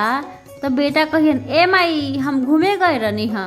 तो बेटा के बात सुन के माई कहेली कि ते काहे घूमे जाइलिस, तू बारे पतुकी, तोरा के कोई मार के डंडा से फोड़ दी, तू मत जाइए घूमे। अतारी के बात सुन के पतुकी कहियन, ना माई ना, हमरा के कोई ना फोड़ी, तू हमरा के बंद करके मत रखिया, दरवाजा के खुला ही रखिया। पतुकी जब बात ना मानेलन तो माई कह दिली, ठीक बा, जो तोरा जहाँ मन करे तहाँ जो। एगो गांव में एगो दोसर राजा रहलन। उ लोग 3 भाई रहे लोग और वो तीनों भाई फालका होत रहे लोग। जितना भी सोना चांदी हीरा मोती रहे ओकर 3 भाग कैले रहे लोग। तीनों भाई में एक जना भाई ढाका लेके बैठल रहलन और एगो भाई बोरी लेके बैठल रहलन। जब 3 भागा लाग जाला तो एक भाई अपन बोरी में भर लेलन सोना गहना और एक भाई ढाका यानी कि दौरा में भर लेवलन और तीसरका भाई वहीं पे बैठल रहेलन चुपचाप। तीसरका भाई मन में सोचेलन, अगर हम घरवा में जाए दौरा चाहे बोरी लियाए तो हमारे हिस्सा में से हमार दोनों भाई चुपके से ले लिहन लोग। इहे डर से उ घरवा के भीतरी जात ना रहलन। तीनों भाई फरका कैसे होला लोग तो गांव के सभी लोग, सभी बच्चा ई देखे खातिर गल रहे लोग और इहे देखे खातिर पतुकी भी डुगरत डुगरत चल गल रहलन। जहाँ राजा के छोटका भाई बैठा रहेलन ओकरे बगल में पतुकी चुपचाप बैठ जालन और देखत रहेलन। अब तो राजा के तीसरा भाई की नजर उ पतुकी पे पड़ जाला। अब मन में सोचलन का हम घर से दौरा और बोरी लेके आई, इहे पतुकी में ही अपन सोना चांदी हीरा मोती सब भर के रख देतानी। और ऐसन ही करेलन, पतुकी में सोना चांदी भर के अपन घर में एगो कोना में अच्छा से रख देवेलन। अब तो पतुकी जैसे ही राती होला ढुगुरते ढुगुरते अपना घरे चल जालन। राजा के सारा संपत्ति जितना की पतुकी में भरल रहलक। अब घर के दुआरी पे जाके पतुकी कहतरन, माई माई ढाका वाली आओ, माई माई दौरा लियाओ, माई माई ढाका वाली आओ, माई माई दौरा लियाओ, माई माई बोरा वाली आओ, माई माई सिकौती लियाओ। अब माई तो पूरा खिसिया जाइली अपन बेटा के बात सुन के। माई खिसिया के कहेली, ए भरुआ तू तो बारे हरिया, काहे चिल्लाता रे, माई माई दौरा लियाओ, माई माई बोरवा लियाओ, काहे चिल्लाता रे। तब बगल से कोई कहेला, जा ना देख ल काहे चिल्लाता, जा का मांगता दौरा, जा धदा लगे दौरा जा। अब मतारी घर के बहरी जाके दौरा रख देली। अब तो पतुकी जितना सोना गहना हीरा मोती बा सारा दौरा में धीरे धीरे उजला तारन। ऊ तो बड़का दौरा पूरा सोना चांदी हीरा मोती से भर जाला। तो एगो पड़ोसन देख लेली, कहली, देखा हो देखा तहार बेटा चोरी करके ले आइल बा, देखा जल्दी देखा। अब तो मतारी बाहर आके देखेली, ठीक है एक दौरा सोना चांदी हीरा मोती जगमगाता। अब तो तेलिन पड़ोसन के कहेली, तू कैसे जान गेलू जे हमार बेटा चोरी करके ले आइल बरन, कहाँ से ले आइल बरन, कैसे ले आइल बरन, हम तो जानत नहीं की, ई तो बोले सकबे ना करेलन। अब तेलिन सारा सोना चांदी के दौरा सहित अपन घर में उठा के रख देवेली। और जैसे ही सुबह होला राजा के बेटा के बारात तेलिन के घर के सामने से जात रहेला। अब तक गांव के सब लइकन चल गइलहन परछावन देखे। अब तब पतुकी भी ढुगरत ढुगरत ढुगरत ढुगरत उ भी चल जालन परछावन देखे खातिर। और जब राजा के बेटा के परछावन हो जाला तो गांव के सभी लइका वापस चल जाला लोग, लेकिन पतुकी डोली के पीछे ढुगरत ढुगरत चलत रहेलन। अब कुछ दूर राजा के बेटा जाएलन तो उनकर लाग जाला मैदान। अब राजा के बेटा कहेलन, हे कहरिया बहुत शर्म के बात बा, हमके तो लागल बा मैदान, थोड़ा सा तू लोग रुक जा।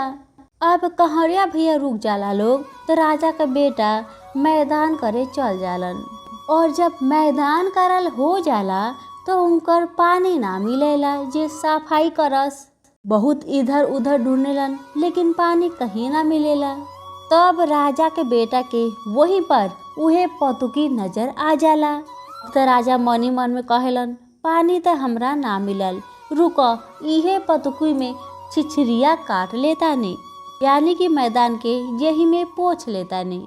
अब जैसे ही राजा के बेटा पतुकी में छिछरिया काटेलन वैसे ही वो पतुकी चुत्तर में ही चिपक जाला। राजा के बेटा बहुत कोशिश करेलन जे पतुकी के निकाले खातिर, लेकिन पतुकी ना निकलेला, उ चुत्तरे में चिपक के बैठल रहेलन। अब तो राजा के बेटा हाथ जोड़ के कहत रहन, हे बाबा रौरा के हई, हमरा के छोड़ दी, हम जातनी बियाह करे, हमार इज्जत के सवाल बा, हमरा के छोड़ देही। हम जब जाएम तो हमार साली लोग हमार सरहज लोग कुछ कुछ पूछी तो हम का जवाब देम, हमरा के रौरा छोड़ देही। तब पतुकी कहेलन, ना ना हम ऐसे ना छोड़ेम, जब तक तू अपन बेटी के साथ हमार बियाह ना करेब तब तक हम तहरा के ना छोड़ेम। अब त राजा का बेटा वादा कर देलन जे ठीक बा, जब हमार बेटी होई तब हम तहार साथे उनकर बियाह कर देम, अब हमरा के छोड़ देही। अब पतुकी राजा के बेटा के छोड़ देवेलन, लेकिन राजा के बेटा के साथे साथे जाएलन। अब जब राजा के बेटा बियाह करे मरवा में बैठा रहलन तो बगल में ही पतुकी भी बैठल रहलन। अब तो साली सरहज देख के पूछेला लोग ई के हरन, और सबे लोग पतुकी के मजाक उड़ाए लागेला लोग। तो राजा के बेटा कहेलन, का रुआ लोग इनकर मजाक उड़ावतानी, इनकरा के शांति से बैठे दी और हमरा के भी शांति से रहे दी। अब त राजा के बेटा के बियाह हो जाएला। बियाह के बाद जब 2 साल बीत जाला तो उनकर भी एगो छोटा सा लड़की जन्म लेवेली। और जब लड़की 5 बरस के हो जाली तो राजा के बेटा अपन बेटी के पतुकी के साथ बियाह कर देवेलन। बेटी के नाम रहेला गंगा। अब तक गंगा के माई बहुत रोवे लागेली, ए रोवा कैसन पिता बनी, अपन बेटी के एगो पतुकी के साथ ब्याह कर देनी, हमार बेटी कैसे रहीहन, कैसे कहीहन, कैसे पीहन। ऐसे कहत कहत बहुत रोवतारी मतारी।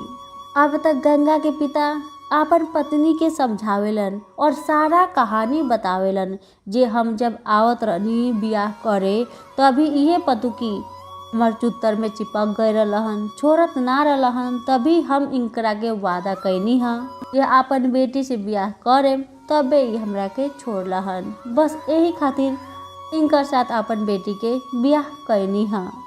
तू मत रोवा, तू मत रोवा, हम अपन आधा धन संपत्ति अपन बेटी के दे देतानी, इनकर कोई भी दुख तकलीफ ना होई, तू चिंता मत कर।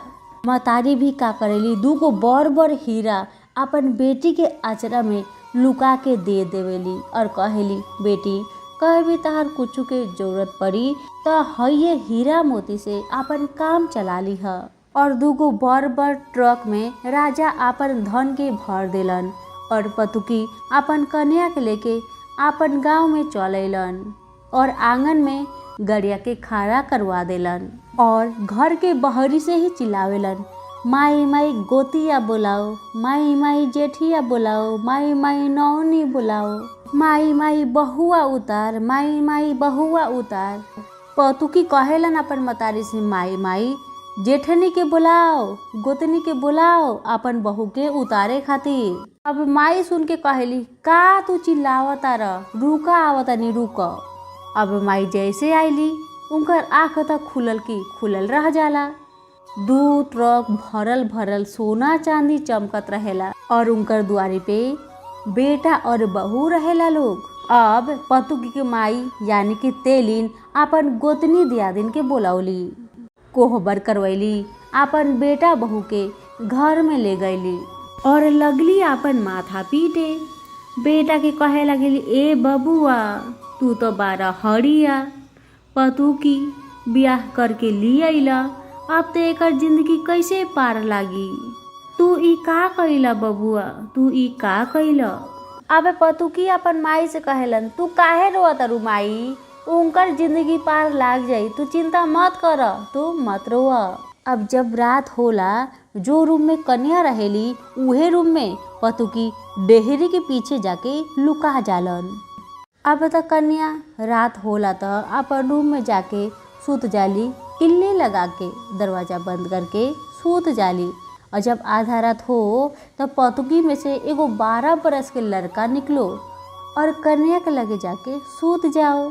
जब कन्या अपन बगल में 12 बरस के लड़का के देख ली तो पूरा चिहुक गईली, डर गईली, तू के हरा, हमारा के काहे आल बरा, भाग यहाँ से। तब पतुकी कहेलन, मत डरावा, हम ही तहार आदमी हई, हम इहे पतुकी के अंदर रहेनी। तब मेहरारू पूछेली, तू पतुकी के अंदर काहे रहेला। तब उनकर मौरत कहेलन, हमके नइखे पता, हमार माई के हम पतुकी ही बच्चा भय रहनी हा, यही कारण से हम पतुकी में ही रहेनी, तू हल्ला मत कर, हमें तहार पति बानी, सूत, हम तहार से मिले आइल बानी। अब त हर रात के पतुकी से दुल्हा निकल जास अपन मेहरारू से मिले खातिर और कुछ ही महीना में उनकर गर्भ भी ठहर जाला। अब जब तेलिन के पता चलेला यानी कि सासू माँ के पता चलेला, तू अपन पतोहिया से कहेली, आए भगवान तू केकर जामल बच्चा पेट में लेके घुमा दारू, हमरा के सच सच बतावा। तब पतोहिया कहेली, ना माँ जी ई राउरी बेटा के ह। अब तो तेलिन ना मानेली, कहली हमार बेटा तो पतुकी बरन, तो कैसे तहार गर्भ ठहरल। पतोहिया कहली, ह माँ जी हम रुआ के देखाओ तनी राउर बेटा कौन है। रुआ एक काम करी, हमारे रूम में जाके छुप के बैठल रही, लेकिन एगो डंडा लेके बैठल रहे। मतारी एगो डंडा लेके बैठ जाली। जब राती होला तब पतुकी भी जाके पलंग के नीचे लुका जालन और जब आधा रात होला तो पतुकी से निकल के रात के अपन मेहरारू से मिले आवेलन तो मतारी सब देख लेली। और जैसे ही बेटा पतुकी से निकलेलन और उससे ही मतारी का करेली, पतुकी के फोड़ देली। अब बता बेटा अपन माई की पांजा में धके रोए लगेलन, माई रे माई तू तो हमार कवर फोड़ देलिस माई, हम कहाँ रहे माई, तू काहे फोड़लिस माई। पाजरा में पकड़ के रोआ तरन, अपन माई से बोला तरन। बेटा के बात सुन के माई कहेली, ए बेटा तहर मेहरारू के पेट में बच्चा बा, दुनिया लोग तब बदनाम करी कि दोसर के जामल ह, तू लुका के रहब तो इनकर बदनामी होई, तू लुका के काहे रहेला, मत रह। मतारी का करेली, अपन बेटा के अच्छा सूट बूट कपड़ा पहना के घर के दुआरी पे बैठा देली ताकि दुनिया लोग देखो। और जब बाहर के आस पड़ोस लोग देखा लोग तो कहे लागल कि तेलिनिया के घरे कोई हित आइल बा। जब सब लोग आके पूछे लागल ई के ह, तबे तेलिन कहे लागेली इहे तो हमार बेटा हरन जो पतुकी में रहत रहन। ई बात जब रानी के पता चलेला तो रानी भी दौड़ल आयली उहे बेटा के देखे खातिर। तब रानी कहेली तेलिन से, हमें तो शराप देले रहनी और हमरे शराप से ई बच्चा पतुकी भइल हन, काहे कि तूहे हमार खेता से कोहरा के साग लिया के खैले रहलू ह। यही पर हम कहल रहनी ए जीउत भगवान, जे भी हमार कोहरा के पतई के साग खैले होई ओकर लइका पतुकी होखो, इहे कारण से ताहर बच्चा पतुकी भइल रहन। अब तेलिन रानी से हाथ जोड़ के माफ़ी मांगेली, हे रानी हमरा के माफ़ कर दी, हमार पेट में लइका रहे ना, यही खातिर हमरा कोहरा के साग खाए के मन कैले रहल ह, इसीलिए तहार खेत से हम चोरी करके ले आईनी ह, हे रानी हमरा के माफ़ कर दीही। अब रानी कहेली हमरा से माफ़ी मत मांगी, जीउत भगवान से माफ़ी मांगी। 2 दिन के बाद जिउतिया के व्रत आवता, तू जिउतिया के व्रत कर, पहला दिन नहा खाई करीह, और दूसरा दिन पूरा दिन भूखल रहिह, और तीसरा दिन पारण करीह। पूरा जिउतिया के विधि हम बता देम। जिउतिया व्रत करे से बेटा के आयु लंबा होला, बेटा शक्तिशाली होखेलन, जिउत भगवान के आशीर्वाद बनल रहेला। तू जिउतिया के व्रत कर, सच्चा मन से कर, उनकरे से माफ़ी मांग लीह, जिउत भगवान तहार बेटा के रक्षा करिहन।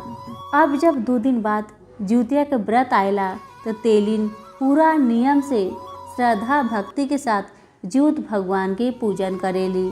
पहला दिन नहा खाए करेली, दूसरा दिन व्रत रहेली और तीसरा दिन पारण करेली और जिउत भगवान से अपन गलती के क्षमा मांगेली। और जिउत भगवान के कृपा से कुछ ही महीना बाद में उनकर पतोहिया के भी एगो सुंदर बेटा जन्म लेवेलन। और जब बेटा 1 साल के हो जालन त अगला साल से सास बहू मिलके जिउतिया व्रत करे लग गईली और जिउत भगवान के कृपा से उनकर बाल बच्चन स्वस्थ और निरोग होके रहे लग गईलन। सभी बोली जिउत भगवान की जय हो। एक गांव में एक ब्राह्मण और ब्राह्मणी रहत रही है। उ ब्राह्मण और ब्राह्मणी के 5 गो बेटी रहे लोग। ब्राह्मण भिक्षा मांग के अपन परिवार के पालन पोषण करत रहन। ब्राह्मण जब भी भिक्षा मांगिहन उनकर 1.25 सेर अनाज से बेसी अनाज ना मिली और सारा अनाज लेके ब्राह्मण अपन घरे जइहन त 5 बेटी मिलके खा ली लोग और आधा आधा रोटी अपन माई बाबूजी के धरा दी लोग। हर दिन ऐसने होत रहे, जब भी ब्राह्मण के 1.25 सेर अनाज मिलू भिक्षा में तो सारा भोजन के 5 बेटी खा लेत रही और आधा आधा रोटी अपन माई बाबूजी के धरा देत रही। 1.25 सेर अनाज में ना माई बाबूजी के पेट भरो ना बेटी सन के पेट भरो, बेटी तो बड़ हो गल रहे लोग। इहे देख के ब्राह्मण एक दिन भिक्षा मांग के ले आयलन त अपन पत्नी से कहेलन, सुना तारू 1.25 सेर अनाज मिलल बा ना, आधा अनाज 5 बेटी के बना के खिला दा और आधा अनाज में से हम और तू एगो रोटी खा के सूत जाए के। लेकिन जब ब्राह्मण अपन पत्नी के ई बात कहत रहलन त 5 बेटी में से एक बेटी सुन लेवेली और 4 बहिन के अपन जाके कह देली, सुना तारू हो बाबूजी ना आज जो भिक्षा में अनाज लेके अइहन, आधा अनाज हमने के खिला के सुता दिहन और आधा अनाज से दोनों जन पेट भर के खाना खाई। अब ई सुन के पांचों बेटी चलाकी करेला लोग। मतारी का करेली, जब ब्राह्मण अनाज लेके आवेलन सवा सेर, आधा में से पांचों बेटी के बना के खिला देली और आधा रख देवेली। अब तब बेटी लोग जानता जे माई बाबूजी आधा अनाज में से पूरा पेट भर के खाई लोग, हमने के आधे पेटे खिया के सुताई लोग। यही कारण पांचों बेटी मिलके कोई पानी के बाल्टी लेके सुतता, तो कोई चलनी लेके सुतता, तो कोई बेलन लेके सुतता, तो कोई चकला लेके सुतता, तो कोई आटा सानने वाला बर्तन लेके सुतता। पांचों बेटी एगो एगो सामान लेके सो जाली। अब जब रात भइल बा त ब्राह्मण कहेलन, सुना तारू, पांचों बेटी त सुत गईली, अब चला जो अनाज बचल बा ओकर खाना बनावा, ताकि हमने के एगो एगो रोटी खा के सूत जाई। अब माई गईली आटा साने वाला बर्तन खोज तारी, कटरा कटरा कहाँ बा नहीं के मिलत। तो एगो बेटी कहत रही माई हमार लगे बा। अब खोज तारी जल्दी, तो एगो बेटी कहत रही माई हमार लगे बा। इसी तरह से माई एगो एगो सामान खोजेली, तो सारा बेटी मिलके कहली माई हमार लगे बा, तो हमार लगे बा। पांचों बेटी फिर का करेली, उ सारा अनाज के बना के फिर खा लेली और माई बाबूजी के आधा आधा रोटी धरा देवेली। कुछ दिन के बाद ब्राह्मण अपन पांचों बेटी से पूछेलन, बेटी तू लोग केकर तकदीर से खातरू, केकर भाग्य से खातरू, हमरा के बतावा। ई सुन के ब्राह्मण के तीन बड़ी बेटी कहेली, पापा हम राउर भाग्य से खाता नहीं। और चौथी और पांचवी बेटी कहेली, पापा हमने के अपन भाग्य से खाता नहीं। ई सुन के ब्राह्मण के बहुत दुख लागेला। दिन रात जाके भिक्षा मांग के हम ले आए नहीं, तभी पांचों बेटी अनाज खाएला लोग। तो कैसे दोनों बेटी कह दिली हमके जे हम अपन भाग्य से खाता नहीं। ये बात से ब्राह्मण नाराज हो जालन और एक दिन अपन चौथी और पांचवी बेटी से कहेलन, चला तू लोग के हम तहार मामा के घर से घुमा के लेके आई। ब्राह्मण अपन दोनों बेटी के लेके चल पड़लन मामा के घरे। सारा रास्ता में बेटी लोग सोचता, कभी ते बाबूजी हमनी के घुमाए ना ले गईलन, न हमनी के मामा के देख ले बनी। आज अचानक बाबूजी के का हो गई जे हम दोनों बहन के मामा के घरे ले जाता रन। अब उनकर पापा तो जंगली झाड़ी के रास्ता से लेके जात रन। मामा के घर तो मिलत नहीं के। सुबह से शाम हो गई और शाम से रात हो गई। जब रात हो गई तो जंगल में एगो बहुत बड़ा आम के गाछी रहेला। वे गाछी के नीचे दोनों बेटी के बैठा देवेलन और कहेलन, बेटी तू यहीं पे बैठा, हम तनी जाके देख के आवतनी कि मामा के घर कितना दूरे बा। अब तो पिता बेटी के जंगल में बैठा के झूठ बोल के अपन घरे चल आवेलन। अब बेटी लोग रात भइल बा पूरा डरता लोग। और जो गाछी के नीचे दोनों बेटी बैठल रहेला लोग, वह गाछी पर दूगो हनुमान जी बैठल रहेनी। अब गाछी पर से दोनों हनुमान जी दोनों लड़की के देख के उतरे लागेला लोग। असल में वो हनुमान जी ना रहेलन, उ त दूगो राजकुमार रहेला लोग। एक जमाना के बात बा, जो उ जंगल रहे ना जेमे दोनों बेटी बैठल रही है लोग, उ जंगल ना रहे, उ त राजमहल रहे। पूरा जंगल में महल रहे। लेकिन एक दिन जब एगो साधु उहे रास्ता से जात रहलन, तो दोनों राजकुमार साधु के देख के कहे लगलन कि देखा देखा इस साधु बाबा कम हनुमान ज्यादा लागा तारन। इहे सुन के साधु बाबा बहुत गुस्सा में आ गईलन और दोनों राजकुमार के शराप दे देलन कि तू लोग आज से हनुमान बन जेबा। अब शराप सुन के दोनों राजकुमार भयभीत होके साधु बाबा के चरण पकड़ के रोए लाग गईलन। तो साधु बाबा कहलन, ऐसे तू बच जेबा, जब तू ब्राह्मणी के लड़की से शादी करबा तभी तहार बंदर के रूप हटके राजकुमार के रूप में बदल जाई। और ई जे तू महल में रहता रह, ई जमीन के अंदर चल जाई और ऊपर में पूरा जंगल भर जाई। ई हमार शराप बा। और जो उ दोनों ब्राह्मण की बेटी जंगल में रहली है, उ 12 बरस के उम्र से ही खरजितिया करत रहली है।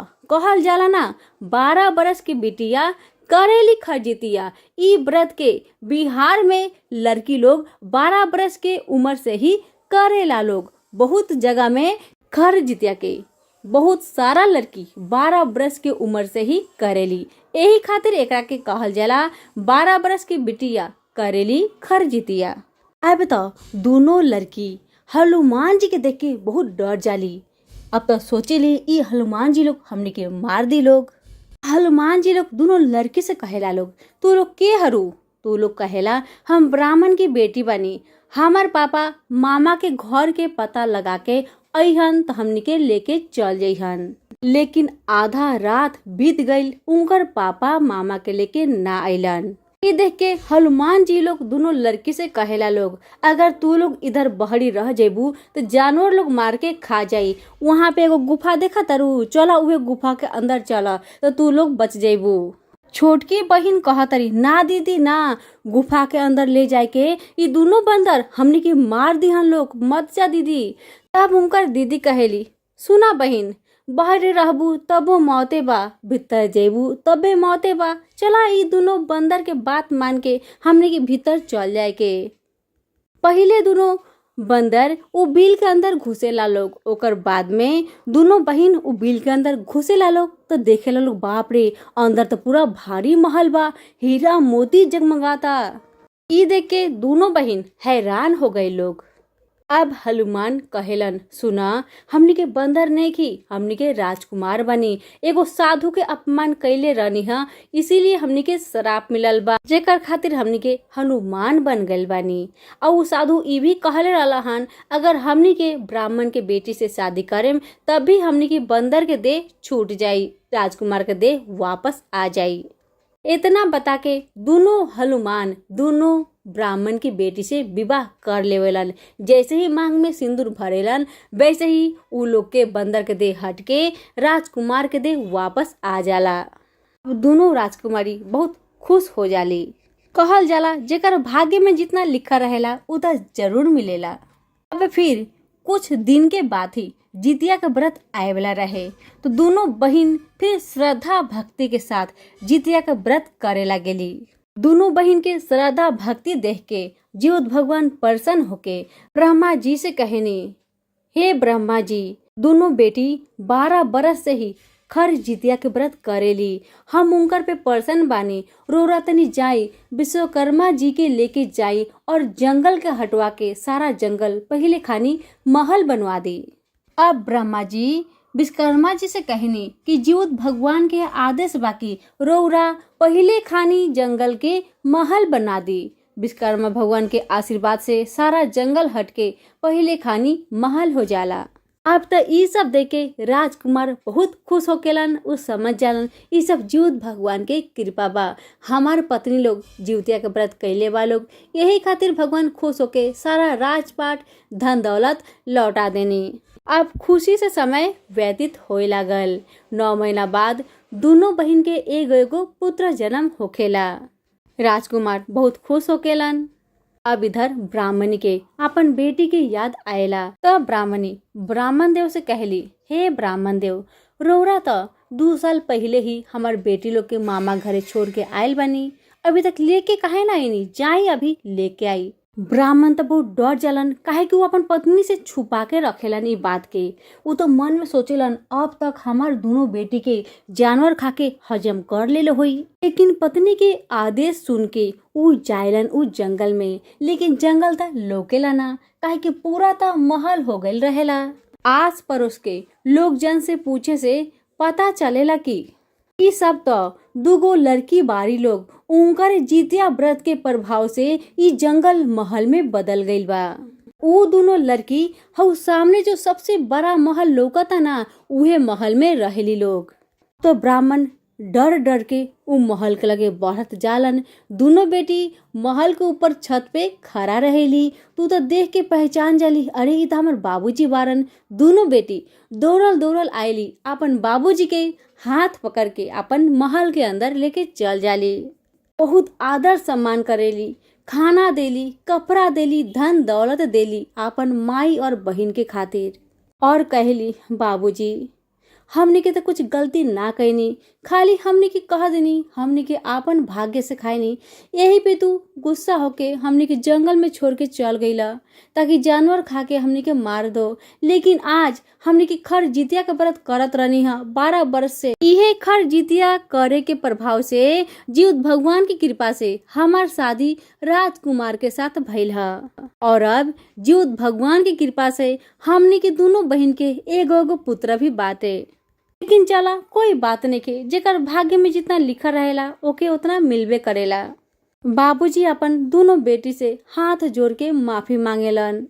दोनों बेटी लोग अपन बाबूजी के माफ कर देला लोग और उधरे खड़ा होके दोनों बेटी के पिता जोर जोर से कहे लगलन, हे जीवत भगवान, हे जीवत भगवान, जैसे रोरा हमार बेटी के राजकुमार देनी, महल देनी, पुत्र देनी, वैसे ही जे भी बेटी खर जितिया करी चाहे जितिया का व्रत करी उनकरा के भी धन दी, दौलत दी, राजकुमार जैसन पति दी, पुत्र दी और सभी मनोकामना के पूर्ण करी। जे भी ई कथा के श्रद्धा पूर्वक सुनो उनका सारा इच्छा के पूर्ण करी। कहानी कहे वाला, सुनने वाला, हुक्कारा भरे वाला सबके सपना के पूर्ण करी। सभी प्रेम से बोली जीवत भगवान की जय हो।